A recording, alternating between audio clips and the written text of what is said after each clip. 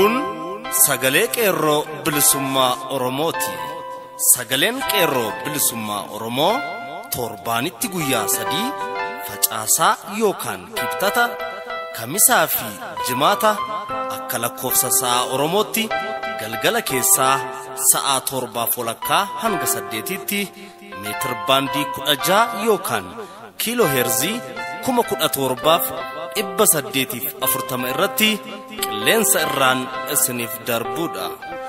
Kun Sagalee Qeerroo Bilisummaa Oromooti.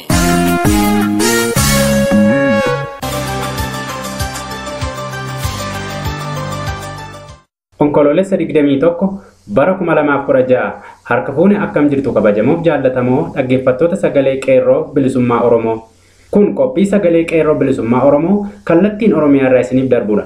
Akkuma barame duraan dursa oduu isin nageessifna. Itti aansuun beeksisa tumsa qeerroo idil addunyaa hawaasa Oromoo Los Angeles fi naannoo ishee jiraataniif taasifame akkasumas qophii addaa mata dureen isaa shawwisi eeboo ofirratti ciniinaa du'a jedhu kan isiniif dhiyeessu Jaallajiituu Gadaati. Gaaffiif deebii haala sagantaa isaan biyya Los Angelesitti qopheeffatan irratti bilbilaan taasifnes ni jira. Isin keessummeessuun kan isin waliin turu ani Noolee Buttaati.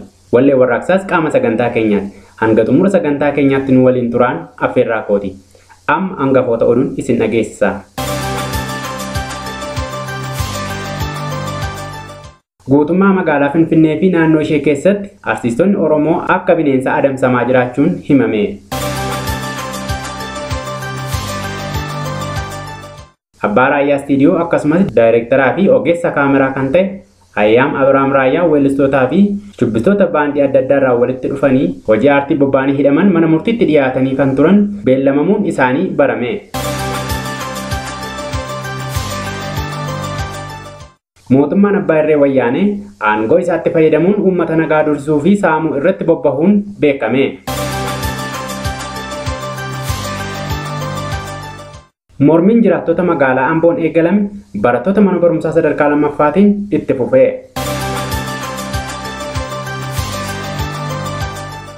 Godina Arsii keessatti uummanni aanichaa dhumiinsa ayyaana Irreechaa irratti dhaqqabe mormaniin hanga har'aatti lubbuun namoota 65 ol bahuu dubbatan. Kadhaa warra wareegamanii gumaa kanfalla jechuun ergamaan bulchaa aanaa qoree mi'eessoo kan jedhamu agaazota qabatee baadiyyaa keessa socho'aa jiraachuun himame. Babal'ina oduu kanaaf Jaalerguu Sabaa qabateera. Guutummaa magaalaa Finfinnee fi naannoo ishee keessatti artistoonni Oromoo akka bineensa adamsamaa jiraachuun himame. Sirni mootummaa Abbaa Irree Wayyaanee yeroo ammaa kana labsii hatattamaa koomaandi poost jedhee baafateen ilmaan Oromoo keessattuu artistoota akka bineensa adamsee kaan hidhee kaawwan dararsee ajjeesuuf karoorfachuusaa keessa mootummaa keessaan Sagalee Qeerroo Bilisummaa Oromoof himame. Sababa sirboota warraaqsaa sirbitanii uummata nurratti kakaasaa turtanii fi ammas itti jirtu jedhuun keessattuu artistoota akkasumas shubbistoota Oromoo kan ta'an dhaabbii fi taa'ii dhorkachaa jiraachuun isaanii bira gahameera. Bifuma wal fakkaatuun Abbaan Raayyaa Istuudiyoo akkasumas daayirekteeraa fi ogeessa kaameraa kan ta'e Ayyaam Abrahaam Raayyaa weellistootaa fi shubbistoota baandii adda addaa irraa walitti dhufanii hojii aartiif bobbahanii hidhaman mana murtiitti dhiyaatanii kan turan beellamamuun isaanii barame. Guddina aadaa Oromoo keessatti shoora guddaa taphataa kan jiruu fi ilmaan Oromoo osoo dandeettii qabanii maallaqattiin wallee akkasumas kiliippii dalaganii uummata isaaniif gumaacha guddaa gumaachuu barbaadan cinaa dhaabbachuun aartii Oromoo guddisuuf warra carraaqaa jiran keessaa Abbaan Raayyaa Istuudiyoo akkasumas abbaan piroodakshinii Ayyaam Abrahaam Raayyaa isa tokko ta'uu weellistoonni Qeerroo Bilisummaa Oromoo dhugoomsu. Ayyaam Abrahaam Raayyaa akkuma durii sirboota qindeessee uummata isaa biraan ga'uuf weellisaa keeroogiraafii fi shubbistoota baandii biiftuu, baandii burraayyuu, baandii sabbataa, baandii duukam keessaa walitti dhufuun dalagaa isaaniif bobba'anis waan dhaqaniif osoo hin milkaa'in harka diinaa bu'anii jiraachuun gabaasuun keenya ni yaadatama. Akkasumas weellistoota jaallatamoo fi kabajamoo hedduu waliin kanneen akka Caalaa Daggafaa dabalatee keessatti akka argamanii fi guyyaa darbe jechuun Onkoloolessa 19 bara 2016 mana murtiitti dhiyaachuu isaanis gabaasaan keenya Sagalee Qeerroo Bilisummaa Oromoo addeessee ture. Haa ta'u malee artistoonni kunneen badii tokko malee sababa aartii Oromoo guddisuuf carraaqaa jiraniif qofa hidhaman mana hidhaa magaalaa Finfinnee keessaa naannoo Samii Mazzagaajaa jedhamuun beekamutti hidhamuun isaanis barameera. Mootummaan abbaa irree waraanaan biyya bulchaa jiru kun badii isaanii malee mana murtiitti dhiyeessuus manni murtichaa gaafa Onkoloolessa 26 bara 2016 itti beellamuusaa qeerroon hordoffii hidhamtoota kanaaf bobbahe Sagalee Qeerroo Bilisummaa Oromoof gabaase. Kabajamtoota dhaggeeffattoota keenya waan isaan irra gahan ammas Sagaleen Qeerroo Bilisummaa Oromoo hordofee dhaggeeffattoota keenyaaf ni gabaasa. Oduu biraan mootummaan abbaa irree wayyaanee aangoo isaatti fayyadamuun uummata nagaa doorsisuu fi saamuu irratti bobbahuun ammas jabaatee itti fufe. Mootummaan sirna nama nyaataa fi aangoo isaatti fayyadamuudhaan sagalee uummataa ukkaamsuudhaan akaakee gara shororkeessaa fi humna badii ittiin jechuun akkuma amaleeffatetti ammas itti fufee jira. Mootummaan goolessituu murna bicuu wayyaanee warraaqsi biyyaalessaa daran jabaachuurraan kan ka'e waan qabee gallakkisu wallaaluun bulchiinsota magaalaa Finfinnee fi naannoo isheetti argaman kanneen akka Burraayyuu, Sulultaa, Sandaafaa fi Sabbataa akkasumas Laga Xaafoo, Laga Daadhii irraa deemanii televiziyoonaa kanneen akka OMN, Isaatii fi kanneen kana fakkaatan dhaggeeffattu jechuun diishii yookaan LNB uummataa saamaa jiraachuu jiraattonni magaalaa Finfinnee fi naannoo isheetti argaman hadheeffatanii gabaasaa keenya Sagalee Qeerroo Bilisummaa Oromootti dubbatan. Kun kanaan osoo jiru guutummaa golee Oromiyaa keessatti saamichi kanaan wal fakkaatu adeemsifamaa jiraachuus gabaastonni keenya Sagalee Qeerroo Bilisummaa Oromoo bakkoota adda addaatti argaman himaniiru. Bifuma wal fakkaatuun mootummaan gabroonfataa humna qawween biyya bulchaa jiru barattoonni yuunivarsiitii mooraa galumsa isaa irratti humna federaalaa jumlaan hiriirsuudhaan sakatta'insa hamaa barattoota yuunivarsiitii barnootaaf dabtaraa fi qalama qofaa of harkaa qaban irratti raawwachaa jiraachuunis himame. Doorsisni hidhaa fi reebichis galgala barattoota daandii moorichaa dura deeman irratti raawwachaa akka jirus bira gahamee jira. Oduu biraan mormiin jiraattota magaalaa Amboon eegalame barattoota mana barumsaa sadarkaa lammaffaatiin itti fufe. Godina Shaggar Lixaa magaalaa Amboo keessatti guyyaa kaleessaa jechuun Onkoloolessa 20 bara 2016 mormiin jiraattotaan jalqabame barattoota sadarkaa lammaffaatiin naannoo Awwaaroo jedhamutti itti fufee tarkaanfii humnoota mootummaatiin facaasamuusaa jiraattonnii fi barattoonni gabaasaa keenyaa Sagalee Qeerroo Bilisummaa Oromoo bakkichaaf himan. Akka jecha isaaniitti halkan dabre kana barii jala humnoonni mootummaa manneen jiraattotaatti bobba'anii namoota qabuu isaatiin mormiin sun jalqabe. Sababa mormiin sanaatiin barattoonnii fi jiraattonni reebamuu fi hedduun qabamanii hidhamuullee dubbataniiru. Hidhaan ajjeechaan akkasumas doorsisni mootummaa abbaa irree wayyaanee fi jala deemtuu ishee OPDO qabsoo keenya hanga gaaffiin keenya deebii argatutti akkasumas hanga bilisummaatti dhaabbatu jechuun dhaadachaa oolaniiru. Gama biraatiin godina Arsii keessatti uummanni aanichaa dhumiinsa ayyaana Irreechaa irratti dhaqqabee mormaniin hanga har'aatti lubbuun 65 ol bahuu dubbatan. Godina Arsii Lixaa aanaa Arsii Nagallee keessatti uummanni aanichaa dhumiinsa ayyaana Irreechaa irratti dhaqqabee mormuudhaan hiriira bahuu isaarraan kan ka'e tarkaanfii humnoonni mootummaa fudhataniin akka lakkoofsa Itoophiyaatti fulbaana 24 irraa eegalee hanga har'aatti namoonni 65 ol ajjeesamuu fi kaawwan madaanii yaala barbaachisaallee osoo hin argatin horkotamuun akkasumas kanneen biroo hedduun hidhamuun dubbataniiru. Jaarsolii yookaan manguddoota goomsuu fi sodaachisuudhaan akka ijoollee jalaa miliqxee qabanii itti dabarsan illee taasisaa jiran jedhu jiraattonni kun. Aangawaan nageenya aanaa sanaa himannaa jiraattota sanaa dhaga'an iyyuu hanga ammaatti deebii hin kennines jedhaniiru. Dhumarratti kadhaa warra wareegamanii gumaa kanfalla jedhuun ergamaan bulchaa aanaa qoree mi'eessoo kan jedhamu agaazota qabatee baadiyaa keessa socho'aa jiraachuun himame. Bulchaan aanaa qoree obbo mi'eessoo kan jedhamu akkuma baratee uummata Oromoo aanaa qoree keessa jiraatan ficcisiisuuf agaazii qabatee baadiyaa keessa deemuudhaan uummata tumsisiisuu fi hiisisuu itti fufee jiraachuun qeerroo bakkichaan saaxilame. Akkuma beekamu namtichi kun yeroo fincilli xumura gabrummaa Oromiyaa guutuutti adeemsifamaa jiru kanatti lubbuu qaqqaalii ilmaan Oromoo hedduu isaanii galaafateera. Galaafachiiseeras. Amma ammoo goobantichi kun ergaa wayyaanii bakkaan ga'uuf jecha ilmaan Oromoo wareegamaniif gumaa isaanii isiniif kaffalla jechuudhaan maanguddoo tokko tokko warra garaaf bulan walitti qabee warroota namni irraa du'anitti erguudhaan uummata sossobuu waan jalqabee jiruuf akka dalagaa bokkotaa kanarraa dhaabbatu yeroo baay'ee irra deddeebi'amee itti himamee waan dideef ammaan booda isaa fi maatii isaarra badii ga'uuf itti gaafatamaan isuma mataa isaa ta'uu akka beekuu fi warroonni gumaa ilmaan keessanii nyaachuuf yaada qabdanis gumaan ilmaan Oromoo bilisummaa ta'uu qaba malee maallaqa wayyaaneen nuun sobduu ta'uu hin qabdu. Waadaa guyyaa duraa walii galle sana kabajuu akka qabnu maqaa Oromummaatiin isin gaafanna jechuun qeerroon bakkichaa hadheeffatanii waliif dhaamaniiru. Oduun keenya sagalee qeerroo bilisummaa Oromoo guyyaarraaf jenne kanuma. Sagantaa keenya afaan waliin turtii gaarii.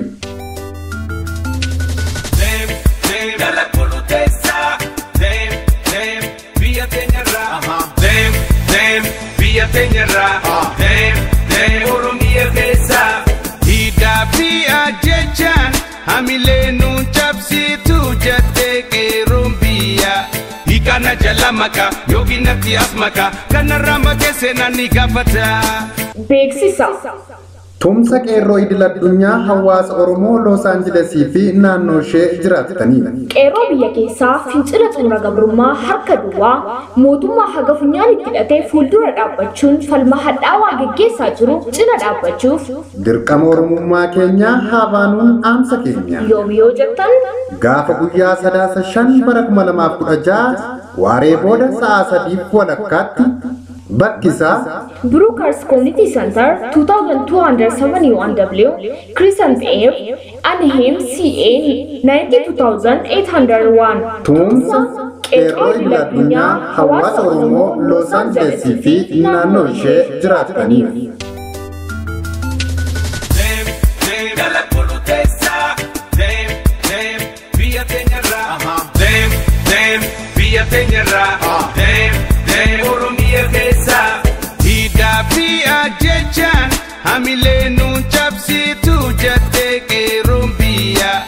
Kana jalamaka yoginatti asmaka kana ramake senani gafata Shawwisi eeboo ofirratti ciniinaa du'a.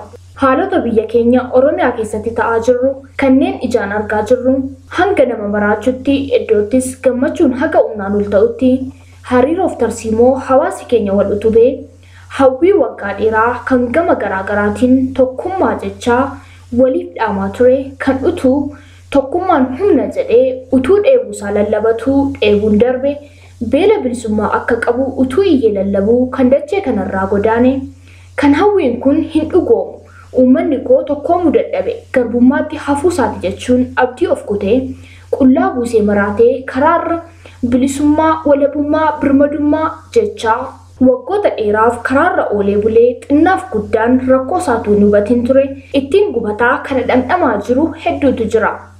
Har'a sanatu suuqa as bahee mul'ataa jira. Yeroo itti sanyiin wal iyyafatee sanyii isaa cina goruutu dhufe. Tokkummaan gaara addunyaa sodaattee afaan cuqqaallachaa turte diigan.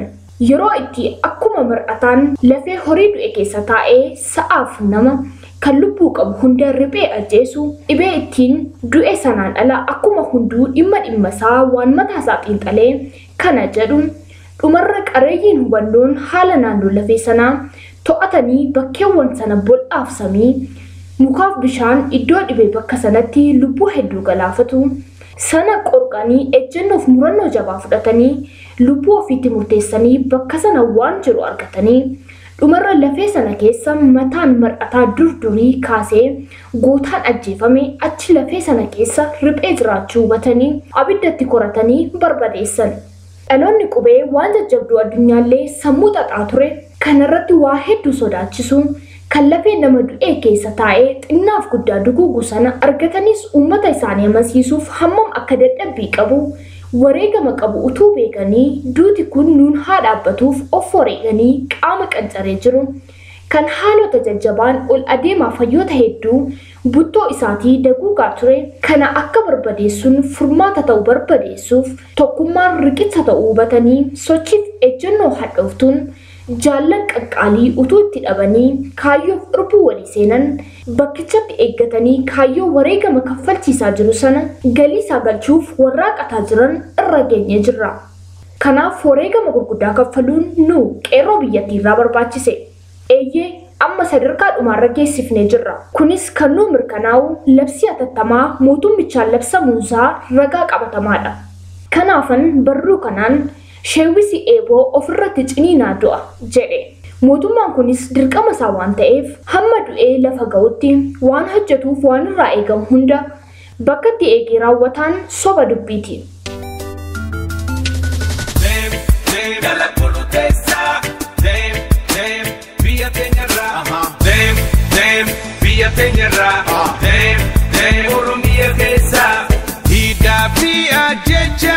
Hamilenun chapsitu jate Qeerroon biyya Hikana jala maka yoginatti as maka kanarra makese nani gaafata.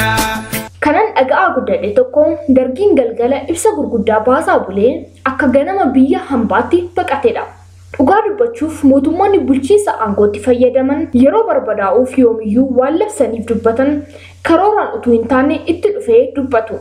Kun immoo watwaannaa isaaniif kufaa jiraachuu isaanii addatti akka irratti baramu taasisa. Tarii namoonni isaan baasan kanaan rifachuu akka hin qabneen isinii eeruu fedha. Akkasuma jaallan du'a garmalee gaafa nu cinaa wareegaman imimmaan garmaleef gaddasamuun nu miidhu gadduu hin qabnu. Kunis duuti jaala keetii du'a mootummichaa saffisiisaa akka jiru baruu qabda.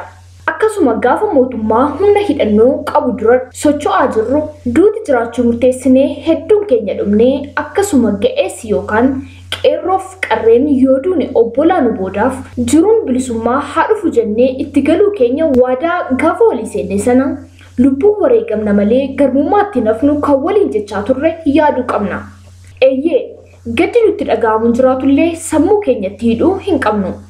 Gama ittiin gumaa baafnu diina biyyaa baafnu jabeessinee gumeessuu qabna. Wayyaanee du'a ishee waan beektuuf akka sheewwisi eeboo ofirratti ciniinu dubbii haalaa turte san ifatti mul'iftee labsite. Injifannoo uummata Oromoof gadaan gadaa bilisummaati.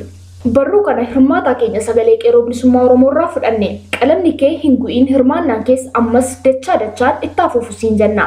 Horaa bulaa.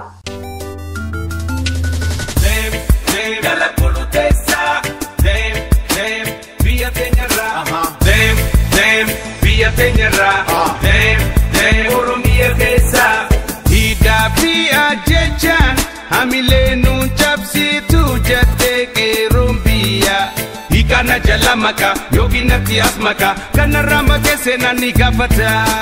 Maqaa kee fi bakka jirtu nuu himuun meenuuf eegalame dhaggeeffattoota keenyaaf. Maqaan koo guutuu Bishooman jedhama kan jiraattu Los Angeles Californiyaadha. Kunniti Los Angeles irraa ibsaan jiru. Baay'ee ulfaadhu qophii isin qopheeffattan dhageenyeeti kan nuti isiniif bilbiluuf dirqamne sagantaa kana akka qopheeffattaniif maaltu isin kakaase? Sagantaa qopheessinirraa sagantaan kun kan nuti akka nu fakkaatee fi haala yeroo ammaa biyya keessatti waan ta'aa jiru gochaa qeerroon gochaa jiru wanta Oromoo waan hojjetamaa jiruu fi akka Oromoo tokkotti nuti waan nurraa eegamnu naannoo kana keessatti Oromoo naannoo kanaa walitti qabnee gargaarsa qeerroo bilisummaa biyya keessa jiruuf akka gumaacha goonu komisii naannoo kana waan manne jiruu fi kanaaf sagantaa addaa kan ta'e naannoo kanatti qopheessine gargaarsa maatii biyya keessaa rakkoo biyya keessa jiru cinaa dhaabbachuuf akka komisii tokkotti akka Oromootti naannoo kana irratti sagantaa kana qopheeffanne. Ayyeen guddaa galatoomi.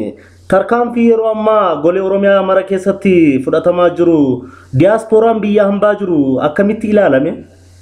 Naannoo kana yeroo ammaa waan dubbachuuf waan biyya keessaa deemu waan haalaan nama gammachiisudha. Haalaan bareedaadha. Nama gaddisiisa obbolonni keenya maatiin obbola keenya nama gaddisiisaa garuu haa ta'u malee tokkummaan Oromoo biyya keessaa waan gochaa jiru qabsoo kanaaf waan ta'aa jiru hundumtuu wanta nama Oromootu waa walitti waan fidee jiruu fi naannoo kana keessatti keessumaa akka Kaalifoorniyaa Los Angeles Qophii waan natti jiru tokkummaa keenya jabeessinee haala onneen keenya yookaan oromummaan keenya dammaqina guddaa rakkannee ol dabaluuf waan godhanii fi namni biyya alaa jiru haala gammachuu haala yeroo ammaa keessa deemaa jiru kanarraa fi gammachuu guddaa qabatu keessumaa qabsoo irratti waan raawwatamaa jiru obboloonni keenya umaatii isaanii gadda qabaanillee tokkummaa Oromoo garuu ol kaasuu irratti shoora guddaa waan taphataniif gammachuu Tole isa kanaan dura irraa qabsoo bilisummaa Oromoon gaggeeffamaa jiru keessattuu qeerroo bilisummaa Oromooti yeroo ammaa gaggeeffamaa jiru kan isa durii irraa kan adda isa taasisu jira. Waan hedduu jiraachuu danda'a. Keessumaatii yeroo Oromoon gamaas gamanatti yerootti wal ilaale akka darbe Oromoon akka Oromootti illee qabsoon kun mataa jalqabachuu hundaatti eegale qabsoo bilisummaa Oromoo yeroo ammaa deemaa jiru kan keessatti qeerroon kan ol godhe keessa Oromoo naannoo hundumaatu amantiitiin danda'an waliin tokkummaa kanaan akka Oromoon wal jala dhaabbatee akka Oromoo bifa Oromoo addunyaa irratti akka Oromoon mul'atu akka addunyaa irratti Oromoon maqaan Oromoo eenyu Oromoo akka jedhe gaaffii tokko illee namni shakkii tokko Oromoo irra kan qabaanne Oromoon goota akka qabaatee Oromoo eenyu akka ta'e addunyaa keessatti firaafis namoota warra ollaan keenyas kabaja guddaa akka nuu qabaataniif waan godheef kun adda godha yeroo ammarra. Ayyeen ulfaadhu guddaa galatoomi gara fuula duraatti qabsoo qeerroon bilisummaa Oromoo mootummaa abbaa irree wayyaaneetti xumura gochuuf taasisaa jiru cinaa dhaabbachuuf diyaaspooraan Oromoo hangam garaa kuteessadha keessattuu akkuma warra keessanii akka warra Los Angeles fi warra naannoo keessanitti argaman kana jechuudha.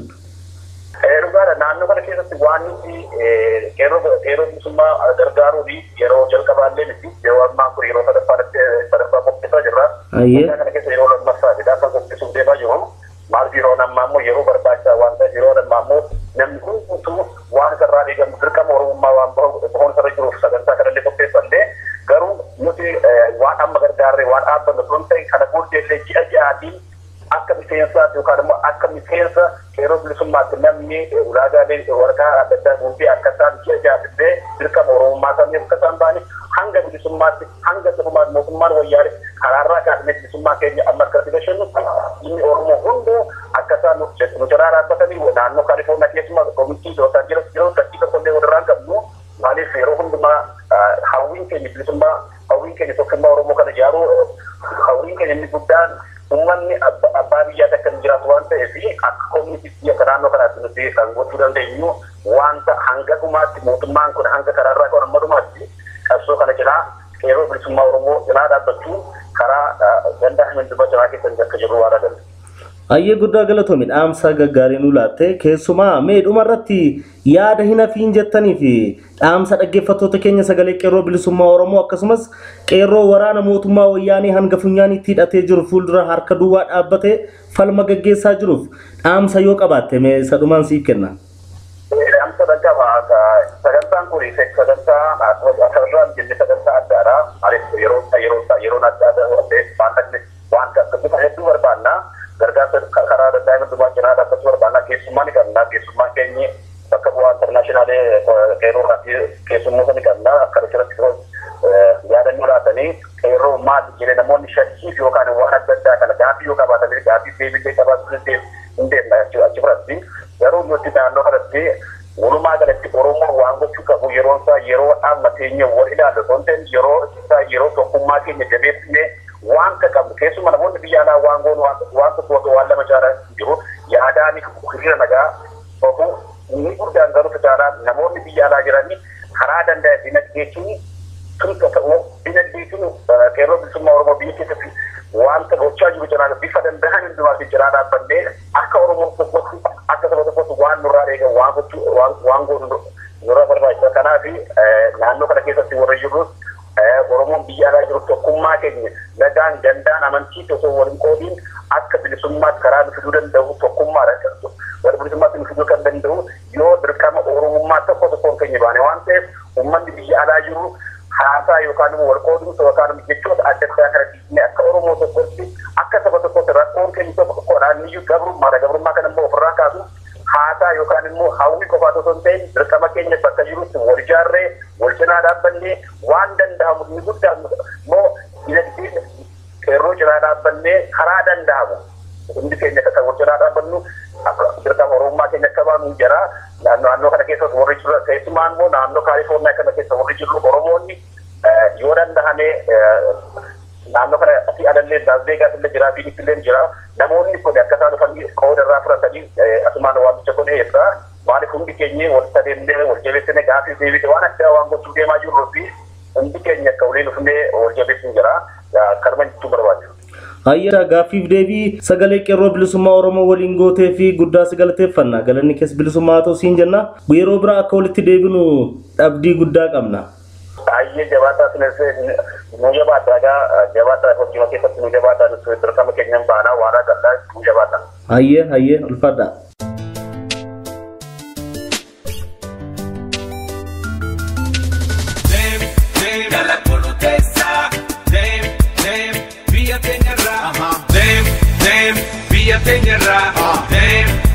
Oromia kesa hida pia jechan hamile nun chapsi tu jate Qeerroo biyya hikana jalamaka yoginati asmaka kana rama kese nani gafata la pesa tu chabe diga sadangale jala tu jibitu jala polutesa amma milan jirtu biyya tenya kesa jala tu jibitu jala polutesa amma milan jirtu biyya tenya kesa Oromia tiya mogada mogati Oromia tiya mogada mogati lagene figarane petolun kesi gartu marti baha pidi hatti kaba fiki batti foto kapda dabdu mancha kapda bukasinya duga Oromia kapda dabdu ebo kapda dabdu ule kapda Biblato darbado guma saba kes babado foto wana poti kes ya dado kansahin umnasani Qeerroo tokkichatu dawa kumasani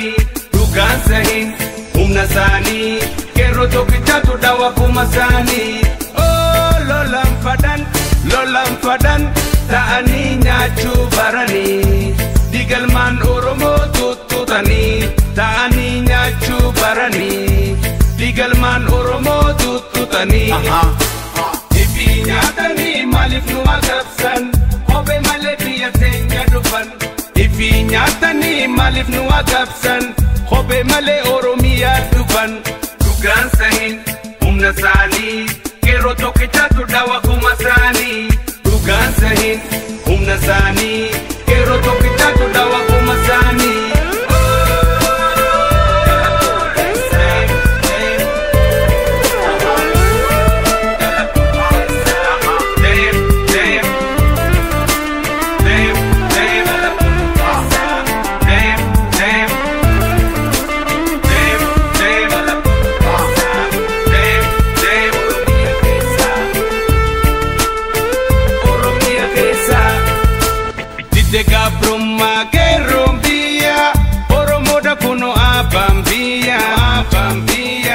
Tujibitu jala bulutesa anga jirtu lafa Oromia kesa gabrumani malle jiru gadda amatu mudande wayane kadacha olu hifande dai Qeerroo bititeti dai Qeerroo